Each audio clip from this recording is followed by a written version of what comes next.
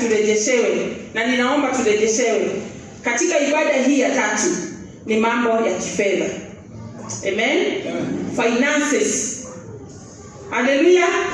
Bwana aweze kutubariki kwa njia ya kipekee kwa hiyo hali ya fedha, lakini ni lazima tuonyeshe ukakamavu wetu kwa njia ya kufuatilia, kwa maombi, kwa kutafuta Mungu na kuendelea kumwambia Mungu, kama ni wewe ulisema mimi nataka kurejeshewa. Mimi nimeanza kuona urejesho katika maisha yangu, na ninaomba iendelee mpaka ifike Disemba. Amen.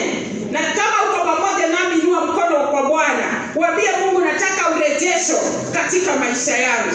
Haleluya. Nataka ujiombee kwa dakika moja tunapoalika mchungaji aweze kutuombea, tumwambie Bwana turejeshe na utupe neema ya kufuatilia katika mambo ambayo unataka tufuatilie mwaka huu katika jina la Yesu. Bwana wa mabwana, ni asante kwa sababu unaturejesha.